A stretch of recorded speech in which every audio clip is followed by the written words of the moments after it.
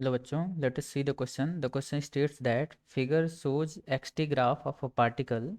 Find the time t such that the average velocity of the particle during period is 0 to t is 0. देखिए यहाँ पे हमें बोल रहा है कि यहाँ पे हमें एक एक्सटी ग्राफ दिया हुआ है, ये एक ऐसे रफ डायग्राम हमें दिया हुआ है और हमें बताना है कि टी की वैल्यू क्या होनी चाहिए जिसके लिए कि एवरेज वेलोसिटी पार्टिकल का जीरो। तो यहाँ पे देखिए एवरेज वेलोसिटी पार्टिकल का जीरो होने के लिए जो डिस्प्लेसमेंट है वो जीरो होना चाहिए। इसको हम लोग सबसे पहले की कॉन्सेप्ट से समझते हैं, ठीक है। तो यहाँ पे जो हम लोग की कॉन्सेप्ट यूज करने वाले हैं, की कॉन्सेप्ट जो हम लोग यूज करने वाले हैं वो है average velocity. Okay, average velocity. तो एवरेज वेलोसिटी एक्चुअल में होता क्या है? एवरेज वेलोसिटी को जनरली हम v से ऐसे रिप्रेजेंट करते हैं और इसकी वैल्यू होती है total displacement upon total time. Okay, ये वैल्यू होती है एवरेज वेलोसिटी की। तो अगर हम लोग ध्यान से देखें, अगर मुझे एवरेज वेलोसिटी जीरो चाहिए, इसका मतलब इसका नेट डिस्प्लेसमेंट भी जीरो होना चाहिए।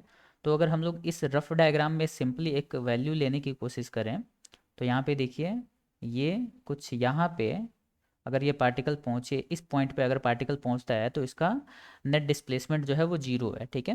क्योंकि ये फिर से घूम फिर के अपने इनिशियल पोजीशन पे आ जा रहा है और यहाँ पे ये जो है इसका मिड पॉइंट है जो कि 15 सेकेंड के आसपास होगा। और अगर मैं यहाँ से एक परपेंडिकुलर लाइन यहाँ से ड्रॉ करूँ, यहाँ से एक परपेंडिकुलर लाइन यहाँ से ड्रॉ करूँ, तो ये समवेयर बिटवीन 12 टू 13 सेकेंड के आसपास आ रहा है, ठीक है। तो यहाँ से हम लोग देख सकते हैं कि ये अगर ये 10 है, अगर मैं इसको 11 कंसिडर करूँ, ये 12 है, ये 13, ये 14 एंड ये 15। तो यहाँ से हम लोग देख सकते हैं क्लियरली कि नेट डिस्प्लेसमेंट जो है वो 12 सेकेंड के आसपास जो है वो जीरो हो रहा है।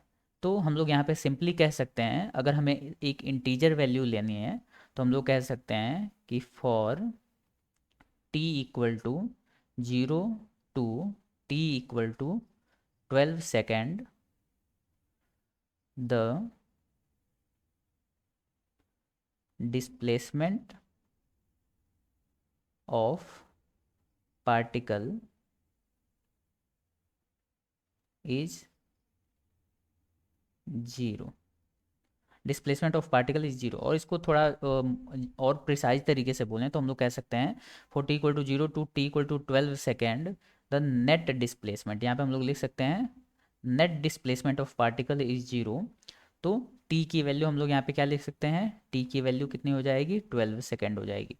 क्योंकि नेट डिस्प्लेसमेंट जीरो होगा तो हम लोग यहाँ पे कह सकते हैं कि total displacement upon total time के हिसाब से एवरेज वेलोसिटी भी जो है वो जीरो होनी चाहिए। तो यहाँ पे टी की वैल्यू हमें क्या मिलेगी? 12 सेकेंड मिलेगी, जो हमारा मोस्ट अप्रोप्रिएट आंसर होगा। I hope you understood the solution. All the best.